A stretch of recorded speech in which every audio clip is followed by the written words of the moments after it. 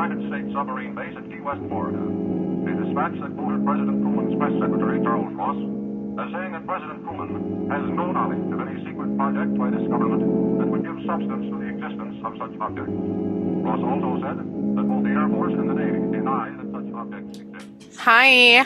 Hi. Who am I today? Hey, what's up? Actually, she'll never hear this, so we'll just spill it. Hey, what's up? My name's Noelle, and I introduced Typhoid Taylor to one of the most decadent, delicious, extravagant, opulent drinks offered at a cafe. And she thought it was rancid and revolting, and I have never been more like, you are so from Alabama right now, it's killing me. It was like when I made y'all pickle soup, and she did not like it. It's just like, sometimes, peace and love to her, she is just a boiled chicken Caucasian woman, and it's just like, that just is what it is. Yeah, but you know what? Sometimes you have to be the seasoning as a person. Yeah. And that's growth. Mm-hmm. That is adulthood. Yeah, that's true. Who are you? I'm Chelsea. I'm just going to recycle the same joke from last week and say I am a Dalmatian because this is episode 101. But who's counting? Oh, look at you kept that one in your pocket. I'll be so real with you. I immediately forgot that we were on episode 101 because peace and love, I just don't pay attention like that. The episodes will no longer have anything to do with the numbers, which even episode 100, I will say, also had nothing to do with the number because it just had nothing to do with the number. I just don't think I'll speak for myself because I know your OCD has different opinions about it, but I'm just not a number girl. I'm not a numerology girl. Numbers don't bother me, so I just don't feel anything with them. I did see a TikTok. I've been seeing a lot of angel numbers come up on TikTok lately in my algorithm, which is fine. I'm also not a numerology person. But this one girl was saying that she knew her friend was a bad friend because of angel numbers. So she was. What even is an angel number? An angel number is like a repetition of digits. So like sure. 333.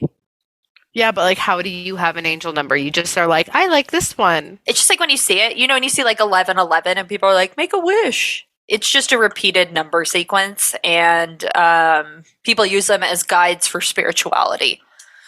So I just love how everyone is just, raw dogging life without medication, seeing signs in numbers. But this girl had posted a TikTok that was a compilation of her hanging out with a friend all night. And I can't remember what the angel number was. But anyway, she kept seeing repeated digits above her friend in this club in various ways. So, for example, she took a video of her friend dancing, and behind her, there was a score, like an NBA score, and the score was like 111. And she was like, notice the angel number. And then in another one, the waiter walked by and gave her the receipt, and their total was like 222. She was like, angel number. And like the whole night she would point out all these angel numbers. And then that friend ended up stealing her credit card. She's like, I should have known because the angels were warning me. But there was like, she had seriously posted like 7 or 8 angel numbers occurring throughout her videos of her friend the entire night. I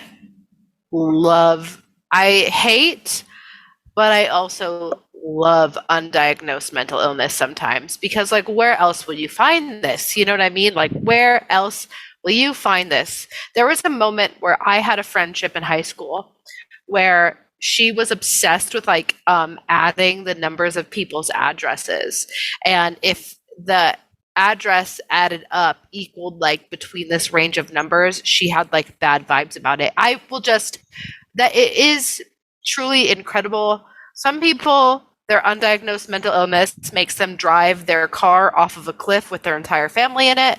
Other times it gives us unhinged TikTok compilations, and that's the kind that I like.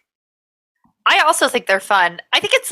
I think angel numbers fall into a similar tier as astrology and like stones and things.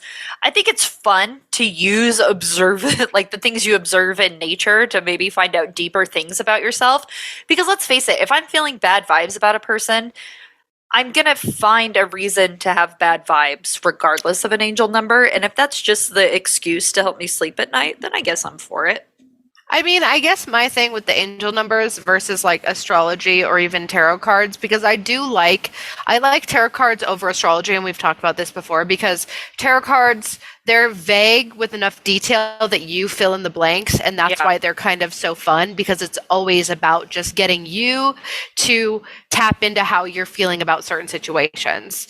And you're just reading yourself subconsciously. And I think if you leave them to be vague enough, I think the same thing goes for astrology. You get a little nugget, and then you build your own universe off of what you want it to be, and that's the whole point of it. Whereas like angel numbers to me is just like undiagnosed schizophrenia. It's just like, I saw this, so it means that, and it's just another man screams at the sky. You know what I mean? Yeah. But I also enjoy it in a tiny little piece. I do enjoy it.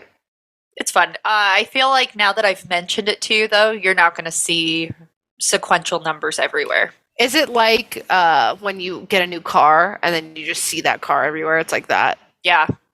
It's one of those things that's under the umbrella of synchronicity, where people will see those things and give them meanings, which, yes, could be diagnosed mental illnesses. I'm excited because I hope this influences me, because I've never been the type of girly to like look at my phone and it's like 11:11. Like that's never been me. I've never seen like patterns and shit. That's not. The different numbers mean different things too. So if you see like 111, that has a different meaning than if you see 777. So when will you ever see 777? Like at a gas station? Yeah, like if that's your total somewhere, or if like a phone number calls you, like a random number, and it's like 000. It's only 3 digits. Yeah, it's you're gonna see it, because as soon as I saw this, I feel like I've only ever seen sequential numbers since, and I'm not even looking for it. Yeah, so I hope that happens for you. Now I'm looking at like my prescription bottle, wondering if there's any on there. There's not.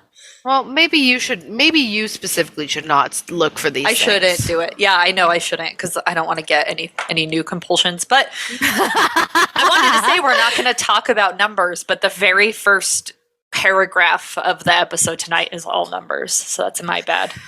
Great. None of them are sequential, though. None of them are sequential. The little OCD goblin in your brain is like, delicious. I know, it's fueling me. It's like the high that I get once I finally have like a compulsion fulfill, like an obsession fulfill a compulsion, and vice versa. Anyway, we're talking about Cennina, which I literally never heard of before. Sounds like a girl from Utah County. It does, yeah, a Provo girl. But Cennina is actually a little Italian municipality, and when I tell you that it is small, Noelle, I frickin' mean it.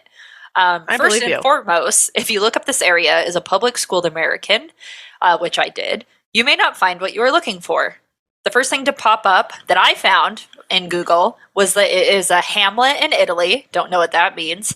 And then the other option was just Airbnbs. I don't know. I didn't look it up. But I did dig a little bit further, and there is some COVID information, which specifically lists the data on the population of people living there, and it is a whopping 21 people.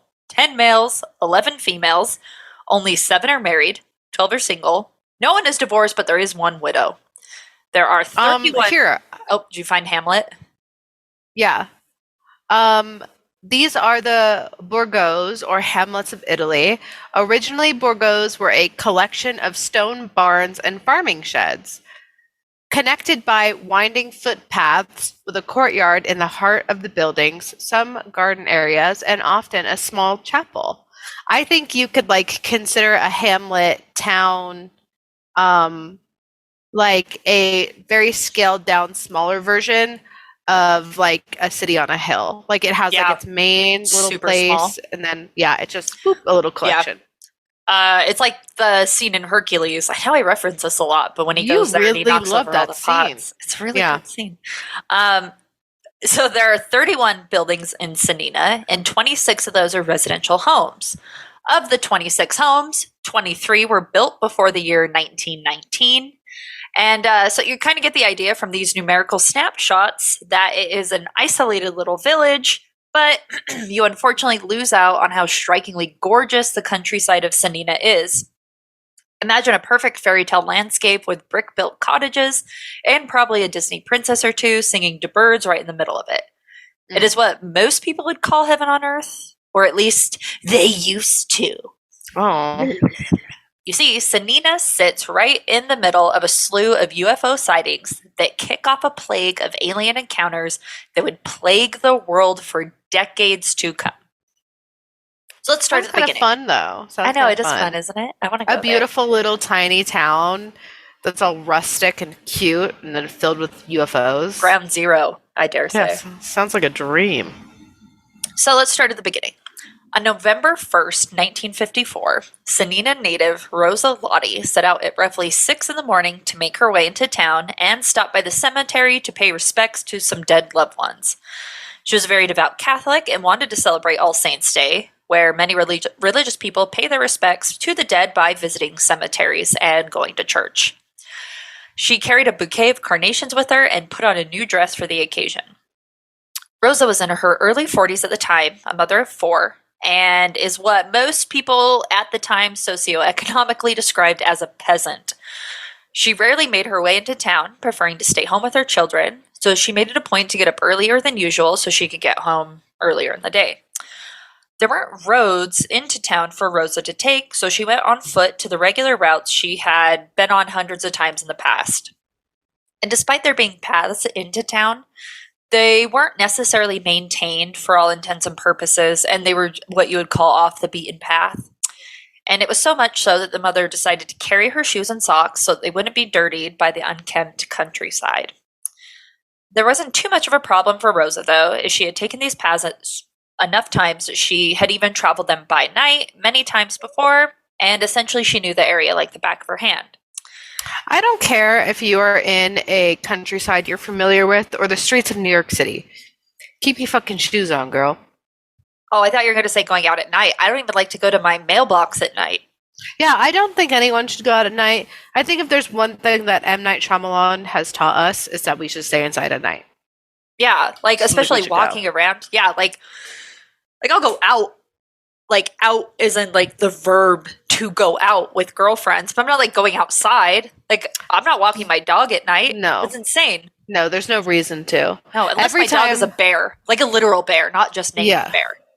Anytime I have to go outside by myself, I'm like, if I die, it's my fault. Like I really do feel that. I'll victim blame myself on that one also. Yeah, it's just like I'm asking for it at this point. And whatever happens to me, happens to me. It's like, why are we outside? And I'm not even saying in like a girlies, we need to stay inside to stay safe. Like, what if there's a grizzly bear out there? You know what I mean? Or a raccoon with rabies. We don't know. That's more likely at my house, but at your house, even like walking up the stairs, like the way that your building works is that the stairs are outside. Mm-hmm. And you have to kind of go up a tiny little bricked-in staircase. I'm just waiting for the crack addicts who scuttle across your roof at night to fucking get me while I'm in there. Like, there's nothing stopping them. Even speaking of wildlife, I think one of I don't know if it's someone in my complex or someone just having a little bit of fun. For sure, this squirrel had rabies, for sure. And they decided to rehabilitate it underneath the mailbox, which is at the bottom of the stairs. Yeah. In a box. And they like put a box and like cut a hole in it and like put a towel and put a bunch of like a trail mix and was like, we've got it. Great job, everyone. I walk down the stairs, right? Walking my dog, minding my fucking business, and I hear like, I was like, what the fuck is that? And then this fucker jumps out of the box and like just up against the wall, like, you know what I mean? Yeah. And is hissing at me and like scuttling like Reagan, and I'm like, wow, what the fuck? Dude, squirrels attack people too. They're ruthless. They're like geese. They're like geese of the trees. Yeah. I don't think this guy was all right. I'm saying it. I don't think he was all right. No, definitely not. Especially if he's just hanging out in an open-aired box instead of going home. Mm-hmm. Yeah. No, you're going to get got by that fucking and he crawled upside down. Like, and he was like, the like whole time reverse Reagan. Like, he reverse Reagan up the wall. He was upside down. He was above me, looking down at me like, and I was like, I'm gonna fucking die right now. And you know what? At the end of the day, it was my fault because I went out at dark. Yeah, that is your fault, especially if you're just standing there giving the squirrel time to size you up. Like you lingered for too long. I know it. I had to like figure out where it was coming from. It was terrifying. Yeah, Anyway. you're if the squirrel doesn't get you, the crackhead will. Yeah, stay the fuck inside. Just like Yeah. let's all just live in the village, and the scary monsters are gonna eat us if we go outside. So just stay inside. Mhm. Yeah, we are like the village. We just got to go back to our roots. And you know what? Even if I know that the big beasts in the yellow trench coats or whatever are just the elders trying to subdue me to a life that they feel is better, I'm okay with it. Yeah, I don't even care at this point. it's No for my free will. own good, and I believe them. I'll just accept it. They're going to be like, here's this fluoride. You got to drink it. We're going to shrink your medulla oblongata or whatever. I'll be like, all right. Yeah, but if I Now. swig with the fluoride, will life be a little bit more tolerable? If yes, pump it through my fucking veins. Yeah, I don't care. I need a modern day lobotomy. That's what I'm saying. So, Anyway, like a story out of a children's book. Rosa kept to the rudimentary and overgrown paths the best she could until she came to a clearing and was suddenly stopped in her tracks. Before her, dead center in her way, was a large metallic object. While Rosa later described it as a huge spindle on the ground, it is better to imagine it as an oval spacecraft that comes to points instead of rounded edges, and instead of lying flat on the ground, it instead stood straight up in the area and appeared to be covered in what she could only describe as leather with two bells affixed to the bottom of it. It was Santa's sleigh. It definitely was not. But it was much taller than her, an estimated 7 feet high and roughly 3 feet wide.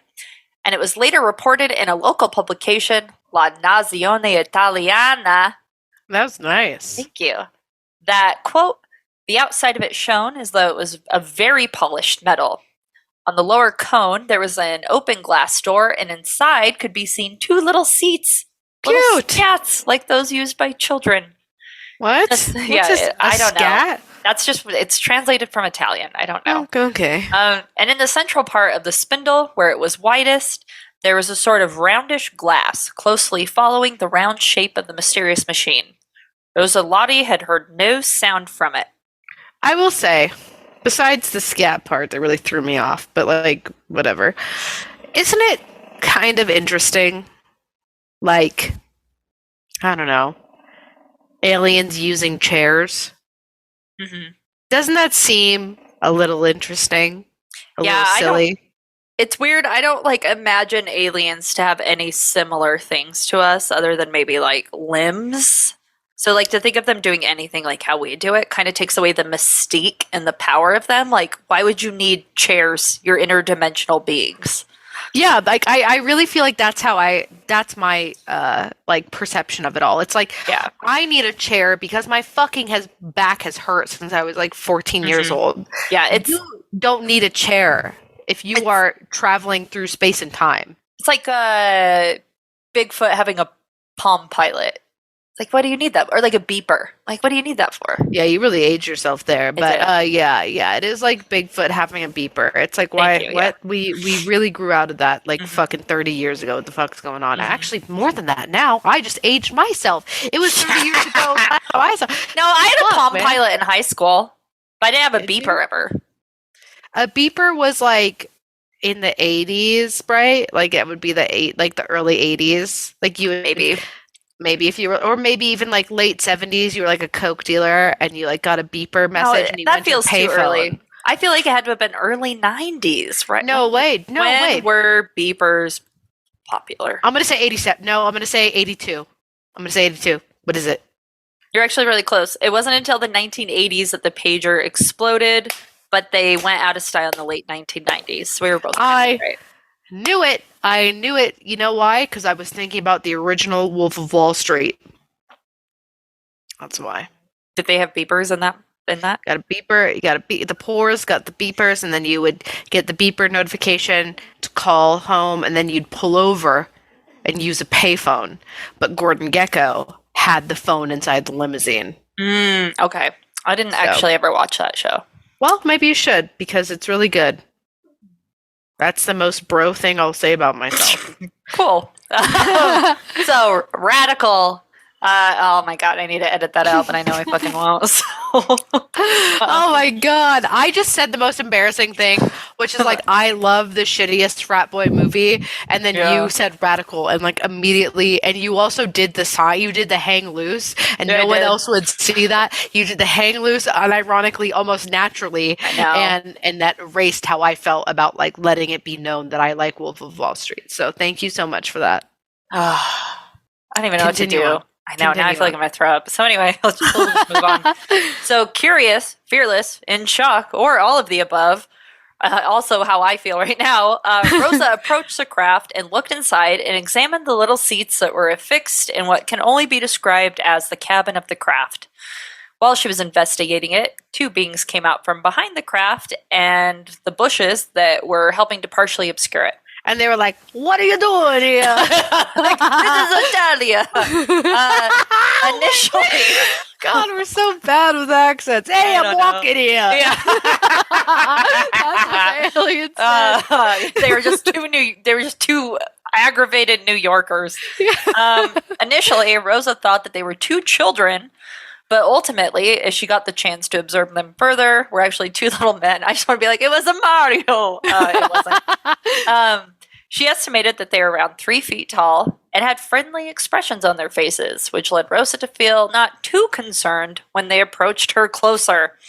I truly love, like, you know, this era when we thought like soap would kill us, and we were also eating mercury, and then this bitch is just like these aliens. She's like, look at these two beautiful innocent children, and it's just full-blown aliens. I just love that. It was like Tweedledee and Tweedledum, like never an image more terrifying. I just love this bitch. She really is just on a path. So she later stated that they were wearing what looked like gray overalls, which were attached to the feet like little baby booties. Isn't that adorable? That is cute. The overalls had buttons going vertically down their center. Out. I'm out. Are you fucking kidding me? The vertical buttons? I'm out. The buttons? I was thinking about being out when they had chairs, and now you're telling me they had vertical buttons on overalls? Just like down the middle.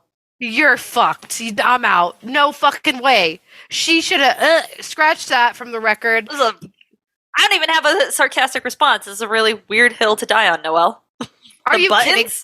Are you kidding me? Like, instead of having the two little, like, fasteners where, like, the overall straps come around, you're upset about the buttons. I imagine some, like, fucking, what was that shit, like, Girl of the Future? Like, Xena, Girl of the Future, Disney Channel vibes, type of, like, futuristic overalls that are held together with, like, goo, metallic, fluorescent goo. And you're out here telling me that these bitches are wearing overalls with buttons and they're from outer space? You're lying. You're lying.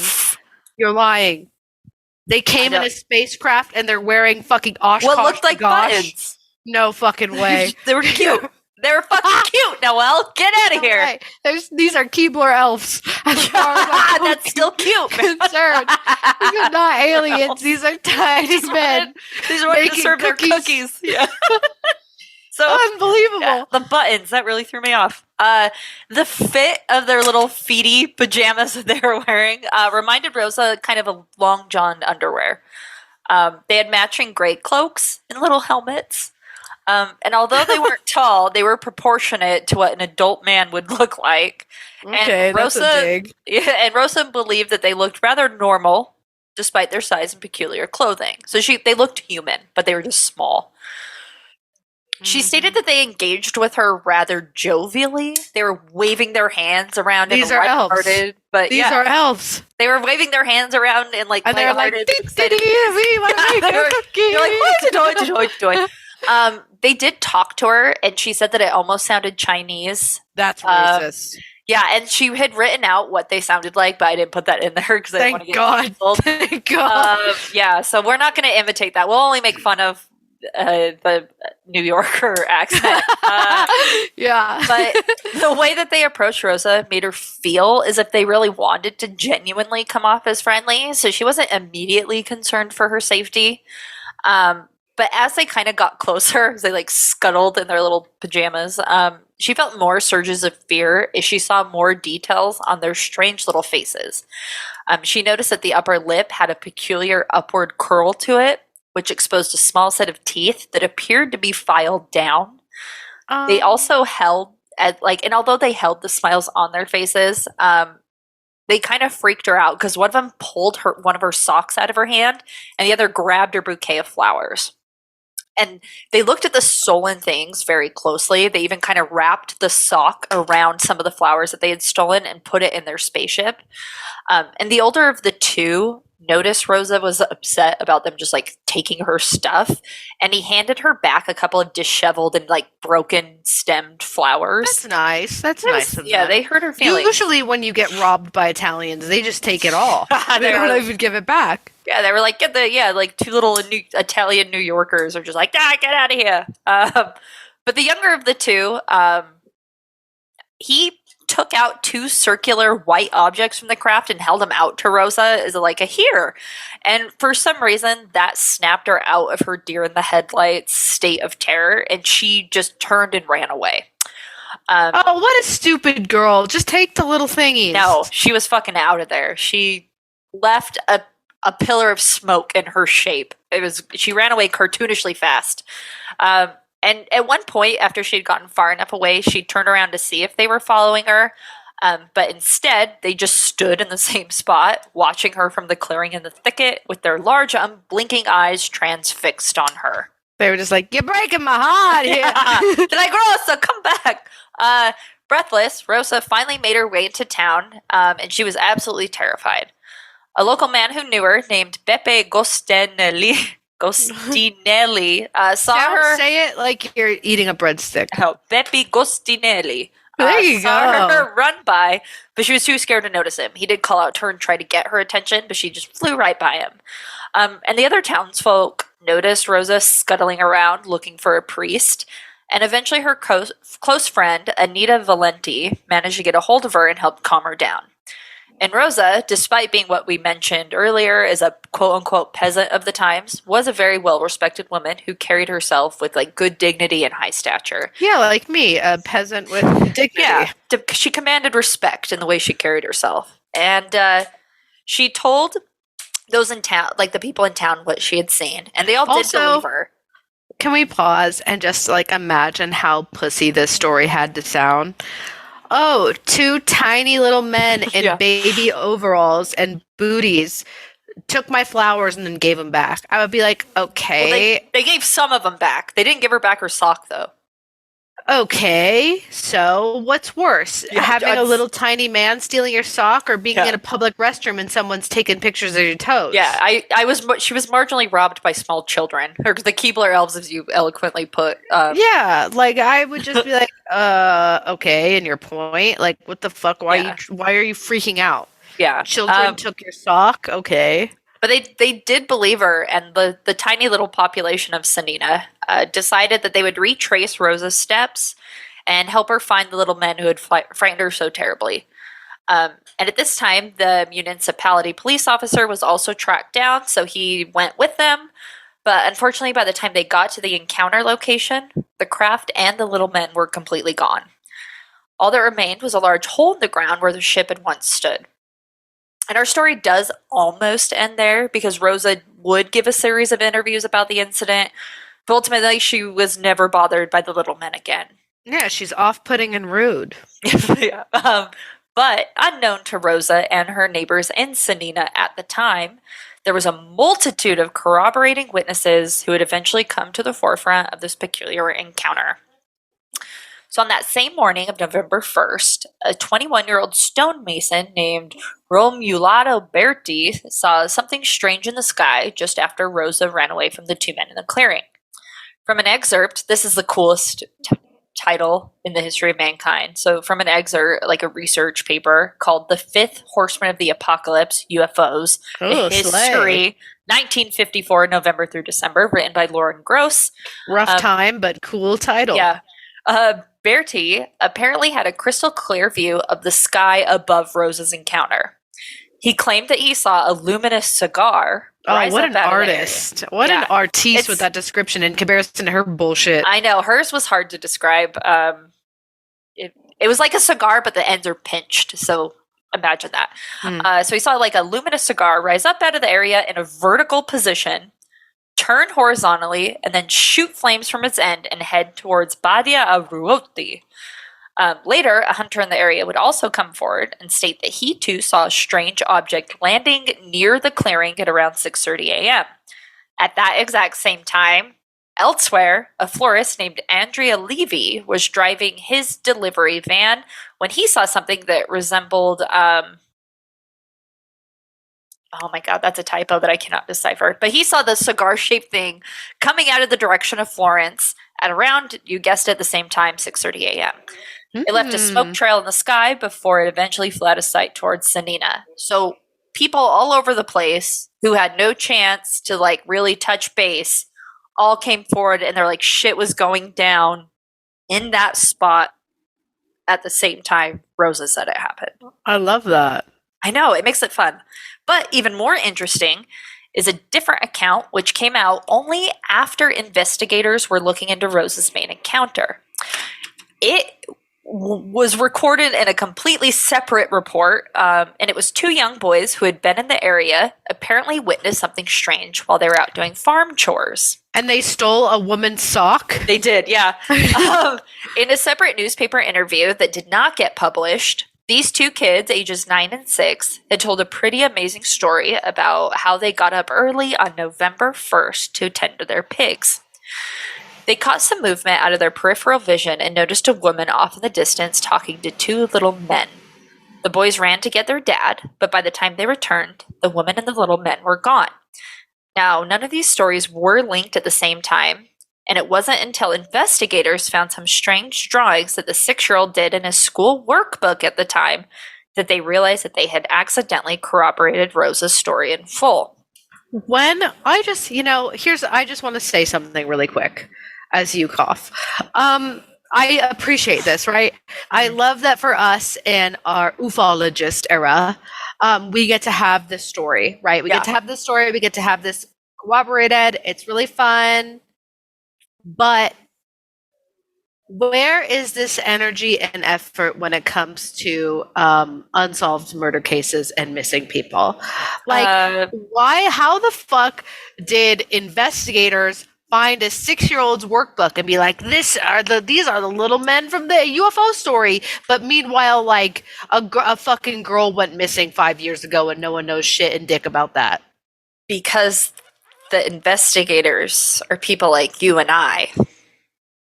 Is that what they mean? Not police detectives. And why are looking we into murders? But why are we looking at a 6-year-old's workbook? You know what I'm saying? What do we do? Like, what? Yeah, it's a little problematic for me, I will say. I think it's because like people who are into UFOs and mysteries like that will go off the rumors and they'll take them seriously, whereas a lot of times the police will just choose a suspect in their head and laser focus on it. Okay. If I'm going to be real, if we're going to take a step back from the mic and just be real, I'm assuming that's what happens. So when you shoddy police work and all the talent goes into the UFO conspiracy. So like, when you and I would make excellent detectives, but I'll never become a fucking cop. I mean, yeah. That's the thing. I guess that's what I'm trying to say. But also, so you're saying when you read investigators, you read just like people who are into aliens. Oh yeah, we're gonna go into it because the story gets fucking okay. Maybe that'll make me feel better. Yeah, maybe or worse. Don't read ahead. We'll find. Okay, I won't. But just after the craft took off from Rosa's encounter, another man in the area, one on a motorcycle, claimed to have seen something arc across the sky and catch him off guard. It frightened him so badly that he just started screaming, and he woke up two farmers who were off the road that he was on, named Giuliano and Tosco Cocelli. They rushed out to see what was going on, and they could also see what they described as a, quote, spindle shape of two truncated cones base to base, and, quote, streaking in low altitude across the sky. Also, that's so embarrassing for him. I know that's why he had to specify, I was on a motorcycle and then I cried and screamed like a little girl. Yeah, I was driving the motorcycle with my huge penis, and then I got really scared. Later in the day, two completely different men got a call from their friend who had been out late and his car had broken down. The man whose car had broken down was named Rubinos Ramos, and he let his friends know that he was going to walk back to his car, which was located at Bishop's Bend, and wait for them to pick him up there. By the time the two friends arrived, they found a normally even-keeled Ramos cowering in his car and praying the rosary. He claimed that while he was waiting for them, quote, a spherical flowing body had appeared near the car and then flew away. And at that moment, a big reddish ball appeared and rose up into the air with a soft explosion. And guess who else saw the UFO, Noelle? None other than the goddamn United States Air Force, and they recorded it in their infamous Blue Book document. Oh, you love to see it. All the way to the top. Here it is, the quoted reports from the United States Air Force themselves. Quote, an observer was watching a flight of B-47s over the city of St. Louis. A bomber at the rear formation caught a sharp reflection from the sun, which drew the attention of the observer to this particular aircraft, where he spotted the object, which flew a course of east in a straight and level altitude, seemed to roll to the north, dropping down and vanishing. Another account in the Blue Book stated that, quote, the object upon first sighting on the 2nd of November 1954 was described as giving off a red-orange glow. The object left a trail of white sparks. No sound was heard. The object was in sight for only a few minutes and then disappeared with a sudden burst of speed. In fact, this same object that all of these encounters in Italy had described that were also seen and recorded by the United States Air Force were also spotted the next few days all over the world, including Morocco, England, all the way to Brazil, which we are now going to talk about, where on November 4th, an unassuming local would be terrified yet again. A man named Jose Alves was setting up a fishing spot along the Parde River where he noticed something glowing out of the corner of his eye. He stood and watched in confusion as the glowing thing came closer to him, wobbling from side to side. So transfixed on what this object could be, Alves stood stunned in one spot as the craft landed only a few feet away from him. On the left side of the object, a door opened and two little men appeared in the exact same fashions that Rosa had seen just 2 days earlier on the other side of the world. Two little Keebler elves just trying to talk through the trauma that had happened to them. Yeah. When a woman screamed in their face and ran away. And they're like, we tried to give her this, like, these beautiful white orbs that they're worth billions in Earth money, and changed for one sock, and she was fucking rude about it. These two white orbs would have cured any disease known to man, and we wanted to give them to her after we took one of her socks. Big fans of stinky feet. That's just our thing. Mm-hmm. But then she ran away and screamed at us, and I just wanted to come here and talk to you, and then this guy just screams again. Like, what a sad little life of like two little men in overalls. Right. I don't know how I'd react to this. I don't know if it would be well, even though I want it to be like the cool person who hangs out with aliens. Yeah, let's actually work this out, Chelsea. Would you scream at what some would call little people if they approached you? If they came out of a spaceship, I think I would be petrified with fear. So are you saying right now that you're petrified of little people? I'm saying that if they came out of a spaceship, if a fucking Oompa Loompa came out of a spaceship and took my socks, yes, I would be very scared. I think it's a little ableist of you. The spaceship is the important part here. I'll go on the record and say little people can come out of anything, and I would not scream at them because they're just like you and I. And I think you're rude for that. I think the spaceship is the important caveat to this. If the berries and cream guy came scuttling at me like fucking Reagan from The Exorcist out of a spaceship, I love him. I love the little lad. But seemingly unaware that they were being witnessed, the little men began picking grass and leaves up from the ground, fucking adorable, and scooping the samples into little white bowls they were carrying. This is unbelievably precious and kind. So they have done cute, nothing. They've done nothing nefarious. As far as I'm concerned, these are just like Keebler elves, and everyone's tripping. They've done nothing wrong. Tripping. All this, suddenly having his wits about him, screamed, "Devils!" and sprinted back to the nearby Pontal Township. That's crazy. That's crazy energy. Yeah. And although his neighbors assumed that he was having a drunken hallucination, despite the fact he was stone sober, Albus never changed his story. In the some 50 years, he has continued to tell the tale. Continued to tell the tale. Peace and love to him. Your neighbors just don't be like, oh, it's, Elvis, a typical drunken hallucination. Your neighbors don't say that out of pocket. You know what I mean? He may claim he was stone cold sober, but no one just says that. So peace and love to him. But maybe, come correct. Really victim blaming today, but maybe the victims are the little alien elves, so we'll never know. How adorable, right? As far as this story is telling me, there are a lot of people who are in the wrong, and it's not the two little men in the overalls. That's all I'm going to say. That's fair.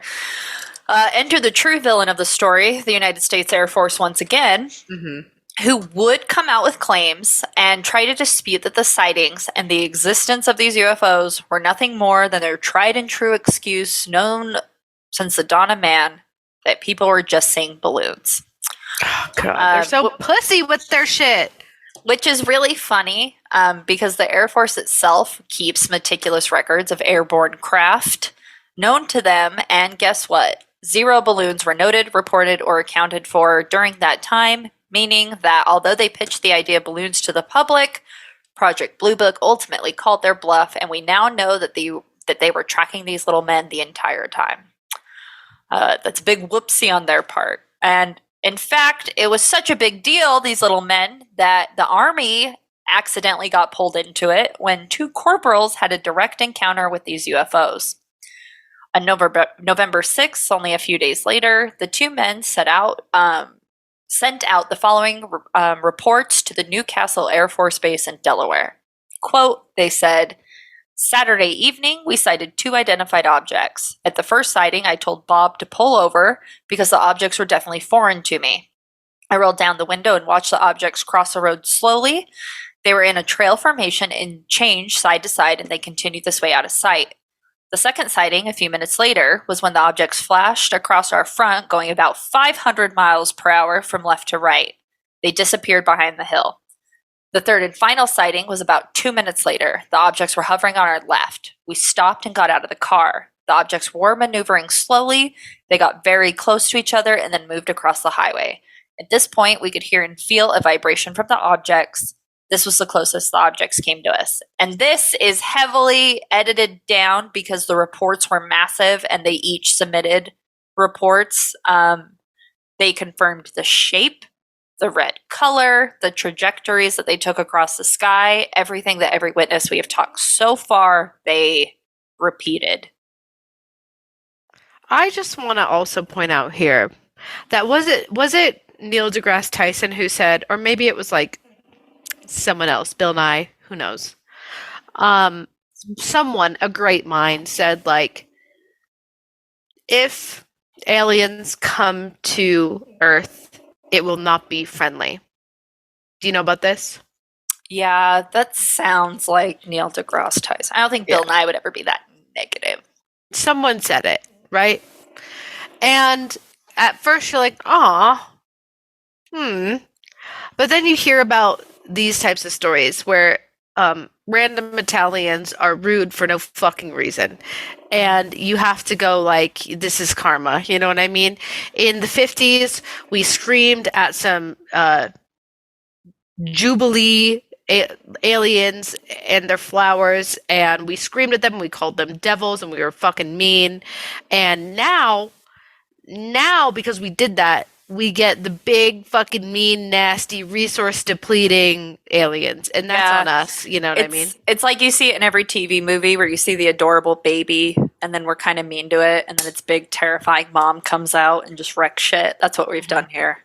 Yeah. It's like we bullied the kid who was way into Naruto in elementary school, and that's these aliens in the overalls, and now that kid grew up and he has an AK-47 and he is a gray alien coming to destroy humanity. Yeah, and that's on us. That's on us. We fucked around and now we're gonna find out. Yeah, that is what it is, and it's upsetting that once again it was, rude Italians.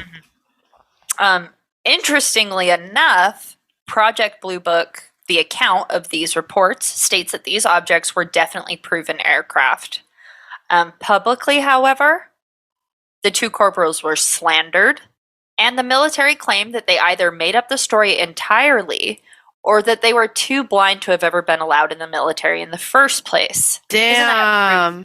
Two corporals, and they're like, you're just blind. We never should have let you in.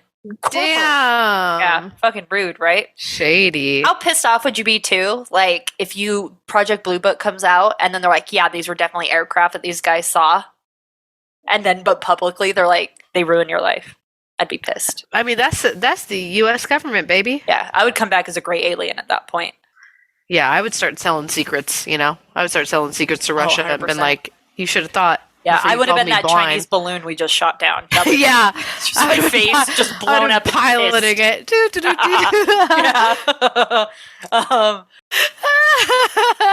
Who edited that part out to the magic of editing? Chelsea, who got herself in a pickle. No, oh my god. Okay, so we gotta move on. We've only picked out a couple of the interactions and sightings made of these adorable, precious Keebler elves during this time.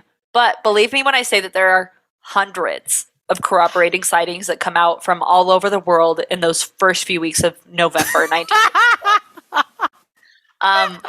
While they would eventually, it was an accident. While they would eventually fizzle out, the last sighting came out on December 8th of that same year.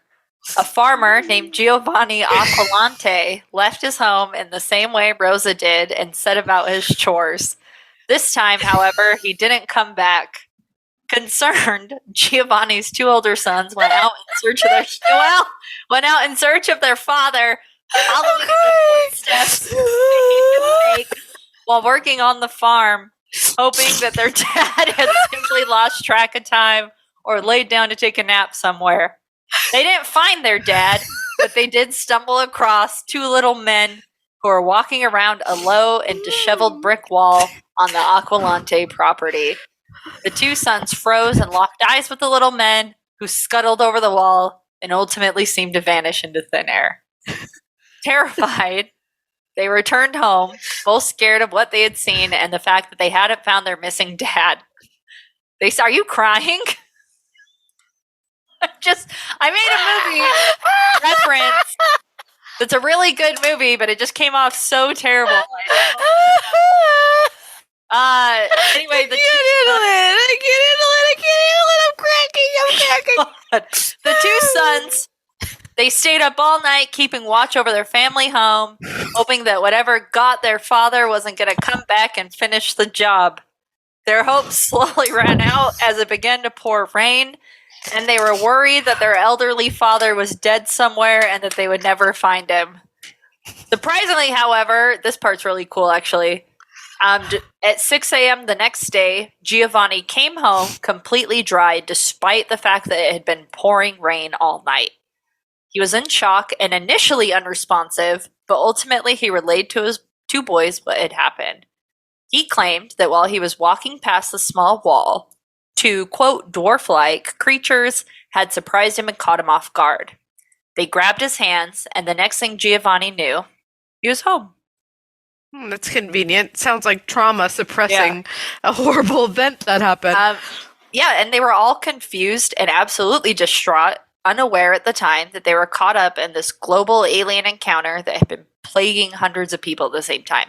How weird would that lost time be, though? Where, like, your children are literally hunkered down in your little farmhouse all night while it's pouring rain, worried that their, like, dad is dead. But the whole time, the dad has lost. All that time's gone. The alien reaches out, touches his hand, and then he's home. He has no idea that time has passed. Those are my favorite. I love that. Yeah, I do love when people just show up after missing time. And they're like, what? I was just here. I just walked out the front door. I love that shit. Dude, I saved this one thing where this lady, this is such a tangent because it has nothing to do with anything, but this lady was in the wilderness and she got lost for like 29 days. And it was the same thing as the missing 411 thing where she was found in an area that had been initially searched. But she wrote this like long love letter to her husband during that time. But she was like just in a public area, unfound, and she died. Isn't that wild? She That was a turn. 29 days. Yeah. Anyway, these cases, which get bundled up as the Rosa Lotti and Cennina encounters, are extremely popular and credible in the UFO community, but are rarely mentioned in mainstream media, if ever. Dare I say I hadn't heard of these before? Did you? Yeah, no.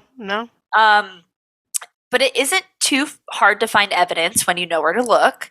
And the big question is, why? Why did all of these sudden encounters suddenly pop up all over the world at the exact same time? Like, what made 1954 such a special year for alien encounters? Well, Noelle, I don't have the answers, but I can tell you that another significant event that might explain the uptick of UFO encounters did happen in 1954. So it has to do with Eisenhower. On the nose, at Holloman Air Force Base in New Mexico, President Eisenhower, in the interest of the United States government and gaining access to advanced alien technology, is rumored to have signed a treaty with extraterrestrials, agreeing to look the other way in the case of alien encounters and abductions. Then, only a short time later, all this bullshit immediately kicked off. God, it's always with fucking Eisenhower, dude. He's the key, always man. Fucking is. He is the eye at the top of the pyramid on our dollar bill. I agree. At this point, I believe it. So it is in my humble opinion, as an alien expert, that the Cennina encounter with Rosa and all the sightings after were just kind of like the first rough draft runs of aliens taking advantage of this treaty, but they weren't fucking good at it, man. And then when the U.S. Air Force got roped in a few days later, suddenly the alien encounters, they got much better at not being sighted. I think that we got sold the fuck out by our government, and the aliens are still here and this shit's still happening. They just know how to stay hidden. Oh, 1,000%, man. 1,000%. I would even be not pressed to say all the talks of nuclear war and Russia continuing to threaten nuclear war. We're seeing UFOs pop up all the time. And the biggest difference now is that, like, we're no longer in beeper pager territory with car phones. Like, now everyone has little recording computers in their pockets. We've never been more connected than right now in human history. And they can't hide it anymore. And it's popping up everywhere. Yeah. It's crazy. Like, maybe it's because of the curated side of the internet I'm on, but even just a few weeks ago, there was a collective UFO sighting in Vegas, like right above the Spearmint Rhino, like the really popular strip club.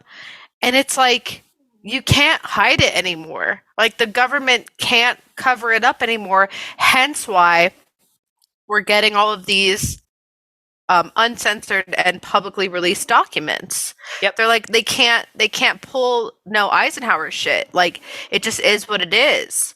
And they've almost, like, once again, like, perfectly curated how they release it, because they've just flooded the gates. They've released so many in detail documents that it's damn near impossible for someone to go through them and find the real meat and potatoes out of this, 12,000 page, like, document about an event that happened. Like, it's just impossible.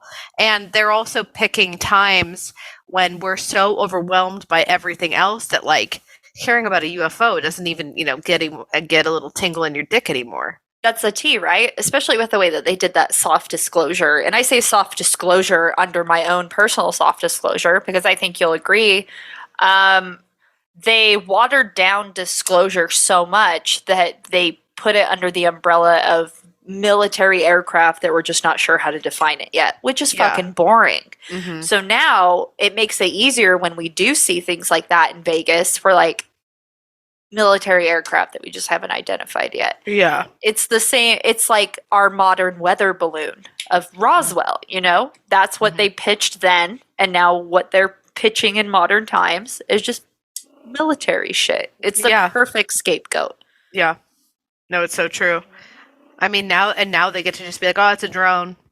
It's a drone. Absolutely. That's why it zip-zapped so weird and quick and defied gravity. And it's a drone. The aliens that I would say take resident in Vegas area would be the Tall Whites, and there is a base down there. That's where the M-shaped cave that we talked about on a previous episode, that guy who went missing, it's rumored that he stumbled into some alien shit and he had to get got.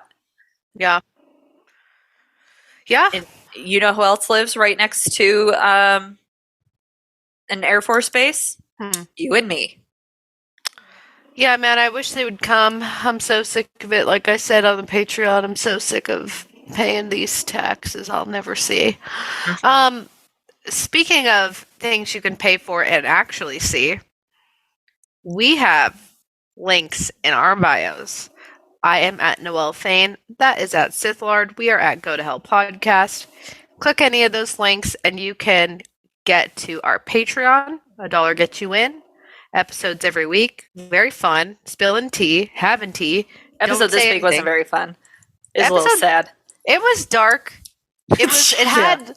It had funny moments, but it was. You know. Hopefully, our marketing advisor Ty has better tips for us, despite that we're doing terribly with the marketing of our podcast. Always love the positive feedback. Yeah, they always have so much to say when a mic's not in front of their face. It's hilarious to me. Yeah. Also, if you snap that hair clip one more time, I'm gonna make you lose time. I'm so sorry. I've been in front of this computer since like 8 a.m. We're going on a 13-hour day for me, and I'm welcome, bitch. Ripping. Don't you say welcome. You just had a story about how you were at a cafe. I'm so jealous. I was at a cafe looking at a computer screen. Yeah. You work from home too, bitch. You can pack up your shit and go. Oh, that's what I'm tell me, and I'll come out. I actually won't come out. That's really inconvenient. Yeah, stop lying to me. I'm sorry. The sensory. Oh, I'm going to break your neck. But you know who won't break your neck is Kelly Halloran. And you could also find a link to her Etsy at Wildwood Owl in our bios. You can get all her cool stickers that she makes for us and also for herself. You also can get a link to our Discord, Facebook group. Again, I don't know why you need it, but also links to listen to us and also our merch, which is fun and cool. And yeah, that's basically that. I will say, I want to give a hail. Satan, but like, I bit the fucking shit out of my tongue the other day. Yeah. And it's like in that spot where it's like rubbing on like the corner of my sharp tooth. And so it's just like, it feels like it's ripping open every time I talk. And so I just don't want to hail anyone because I don't think anyone deserves it because I'm suffering, obviously, right now. What about like hail white blood cells? Or like hail blood clotting? That will like help with hailing. It's not showing up, so who am I to even hail at this point? I might pull you and hail some Orgel if I could dig some out of my medicine cabinet, throw that in my mouth. Yeah, actually do that. Like you should do that. Yeah, because I think it would help make you feel better. I will. So I'll give a hail. I'll give a hail to Orgel, and if it happens to clear up and heal in the next day, I'll give a hail to Satan. But right now, I want to pocket it. I will say. This just popped up into my head. Hail protecting trans kids. A man tried to cancel me earlier because I said that people should just pirate that new Harry Potter game if they want to play it, and then that way J.K. Rowling doesn't get any money. And he accused me of being anti-trans and anti-Semitic, which was crazy to get it on that side. And I was like, wow. But I will say thank you for the attempted feedback and attempting to keep me honest. Always love it when I'm kept on my toes on social media from strange men who I don't know. That's an interesting pivot. Yeah, but you know what? As a non-trans person, I'm not a victim in this fight. So I'll just say make sure that you're protecting the trans youth out there and trans friends and support them. And I will always advocate for stealing from the rich, so I'm not going to apologize for that. So. Yeah, I feel that. I feel that at a spiritual level. You know, that makes me think of Chloe Cherry stealing a $28 blouse. Good for her. You know what I mean? Let's steal from corporations. You know what I mean? I don't even care anymore. Yeah. Nah, me neither. Cool. Let's get the fuck out of here. All right. Bye. Bye.